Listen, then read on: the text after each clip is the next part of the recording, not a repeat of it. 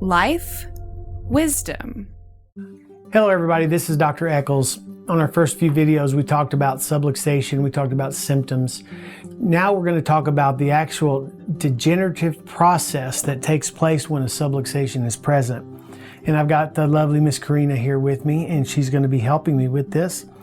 And Miss Corrina, I would like for you to go ahead and just read this first paragraph here for me. Like the mineral deposits in a cave, if given enough time, adjacent spinal bones can fuse together. Excellent. And then go ahead and read right here. Regardless of age, when spinal damage goes uncorrected, the body deposits calcium on the surface of adjacent bones that aren't moving properly. Exactly. So what does all that mean to you?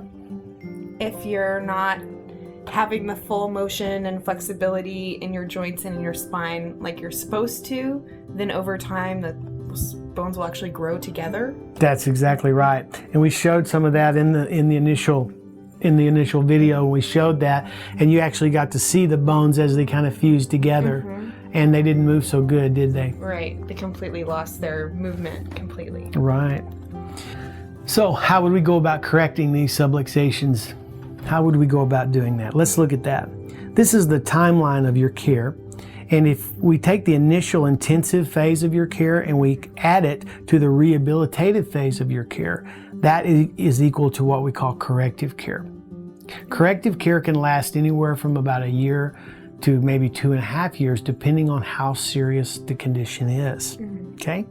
So this is a timeline of your treatment, and I would like for you to go ahead and look along this top line and let me know where along that line are your symptoms gone. Where do you start feeling a lot better? About a quarter of the way through. Yeah, is that it? Where does it say? Symptoms gone. Exactly. Here. So once your symptoms are gone, are you finished with your corrective care? No, and that's very important. I'll tell you why. For a long time, I didn't ever explain this to my patients, and they just assumed that once the pain was gone, they were well, right? Unfortunately, that wasn't the case, and so if they discontinued their care there, what do you think might be the result? They end up with the pain coming back, or yeah, even worse? That's exactly right. It not only does it come back, but sometimes, depending on how long they've been away, it can actually get worse because of the degeneration process that we described earlier. So yeah, you're not finished with your corrective care once your symptoms are gone. Now, look along this bottom line here and tell me where along this line is your spine actually stabilized. Getting closer to the end of the treatment. Exactly. Now you've got beautiful teeth, I've noticed. Did you have braces on your teeth? I did. Yeah. And how long did you have to wear those braces? A couple of years. Yeah, several years. And when you got the braces off, were your teeth straight? They were straight, and then I wore retainers for a couple more years. Yeah, exactly. So when you got your braces off, your teeth were straight, but you had to wear a retainer. Why? So that the bones and everything would actually correct inside of my mouth. That's right. Bones. Because, even though your teeth were straight, they weren't stabilized yet, were they? Right. So we had to keep that on there to stabilize them and let it lock down and become stable. Otherwise, what would have happened? Your teeth go back. Your teeth would go all the way back. And I know this is true because I've had some of my patients tell me they did not wear their retainer, and so they had to start all over again. So if you discontinued your care prematurely before your spine was actually corrected, what do you think might be the result? That would go back to the same pain you had. That's right. You would eventually go back to where you were, and possibly even worse because of the degeneration process. Okay? Wow. So, Corrina, this is what we call the subluxation degeneration chart. Okay. This is what a normal neck looks like, a normal mid-back, and a normal lower back. This is phase 1, phase 2, and phase 3 of subluxation degeneration. So the word physiology here basically means what's going on inside your body. And the word prognosis means what kind of results you could expect from with your care. Okay? So if you wouldn't mind, just read physiology there for me. Physiology. Normal curves with equal disc spacing. No visible signs of degeneration. Very good. Were you aware that your neck should have a normal curvature in it? A nice curvature in it? Only because I've watched your videos. Okay. Seen your, Very good. your ideal spines. So does this look like it has a nice curvature in it here? Mm-hmm. Exactly. So let me show you why that's so important. This is a shot put. It's heavy. Don't drop it on your toe. But actually this is only about half as heavy as your head. All right. So I want you to bring we're going to pretend that this is your neck right here and this is your head. And if your neck has a nice curvature in it there, you could probably sit there and hold that for a long time without any problem. Isn't that right? Sure. Yeah.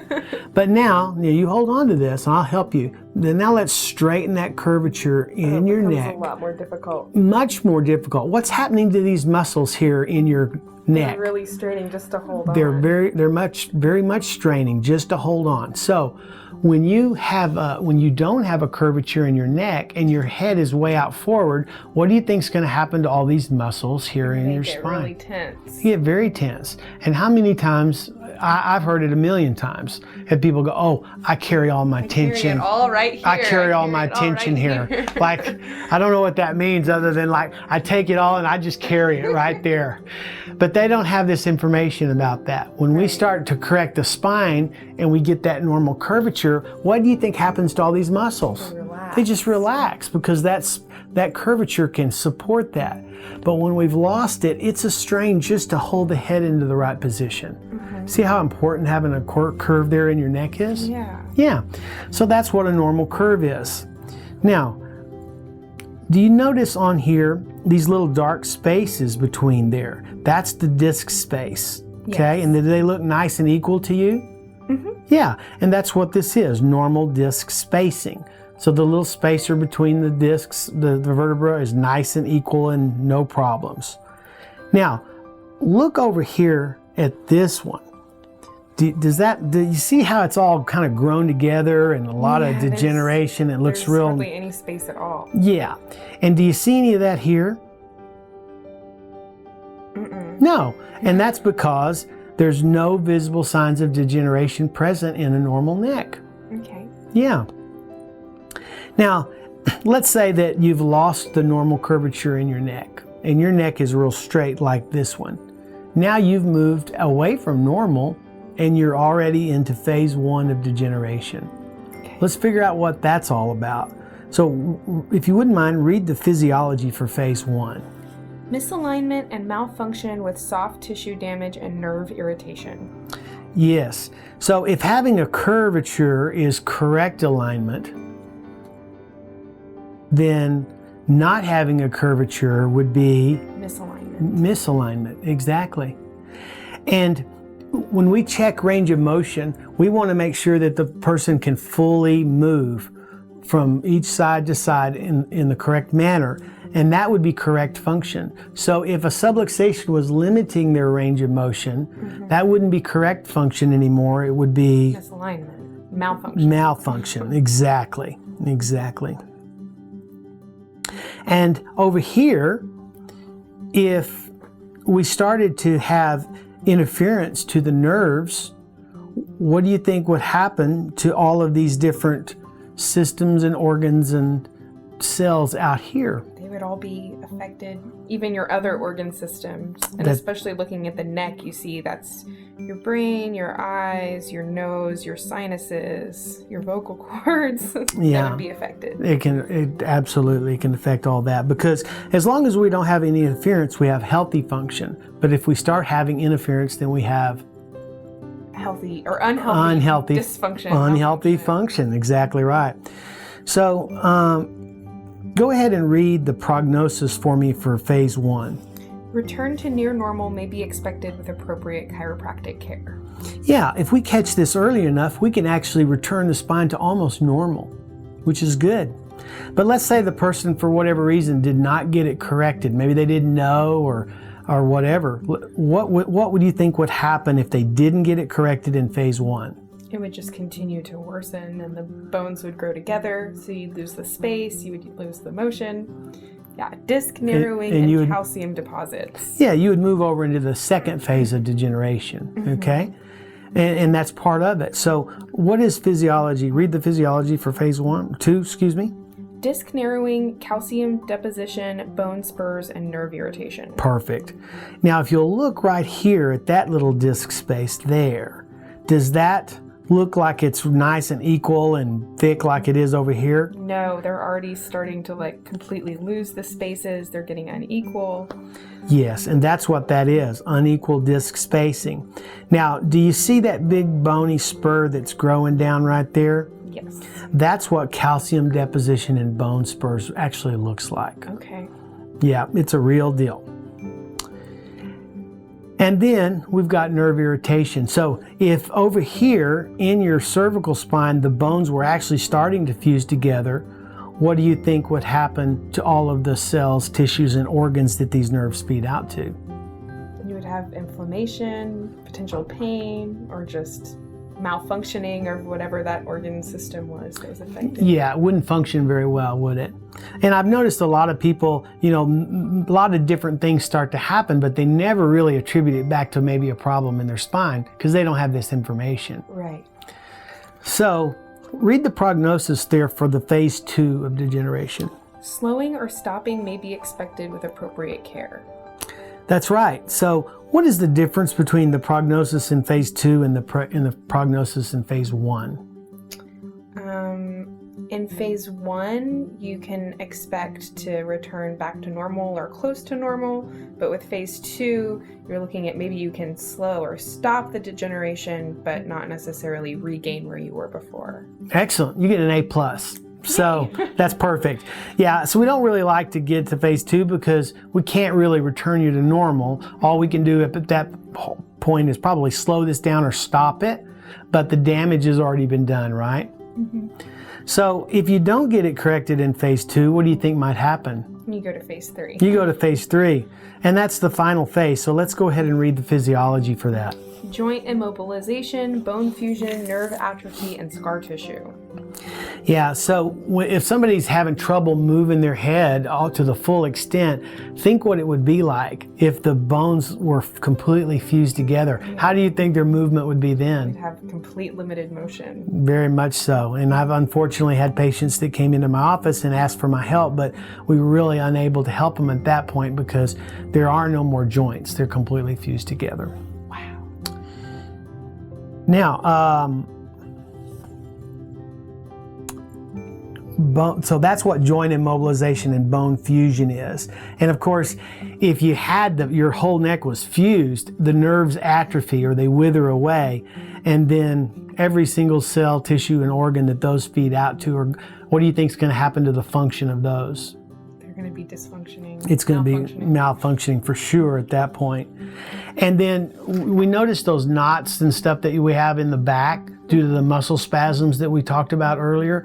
Unfortunately, if those make it all the way to phase 3, those turn into scar tissue. And that's pretty much irreversible at that point. Okay? So that's what a chiropractor does. He finds subluxation and he prevents it from going on to degenerate.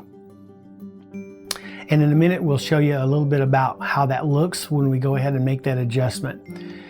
I would encourage each of you who are having problems to consult with a chiropractor to find out if you have subluxation, even whether you're feeling fine or not, to find out if you have that so you can stop this process before it even gets started. So, when a person has a subluxation, that is one or more of these joints being out of the normal place, causing nervous system interference. We also discovered that it causes problems with the muscles and the other soft tissues.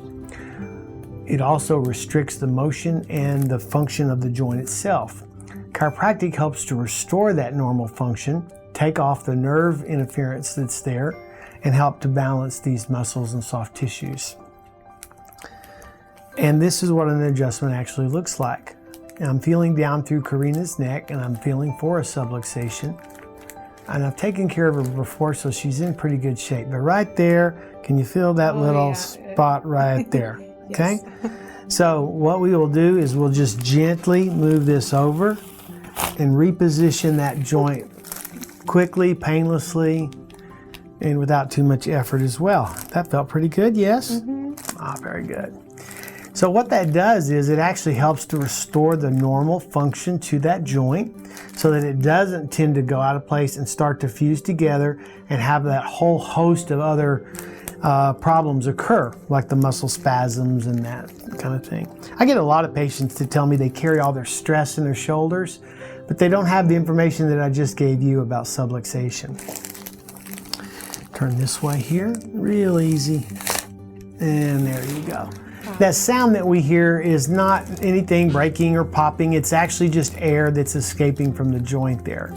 And when we hear that, it's actually a very good sign because it means that the joint can be moved and it can be corrected. If the person was to wait too long and the joints would all fuse together in their neck or become so stiff that the doctor couldn't move them, their prognosis or the end result would probably not be as good. So that's the end of this video. Thank you for watching. On the next video, we're going to go into a little bit more detail about subluxations and find out what some of the other problems associated with that are.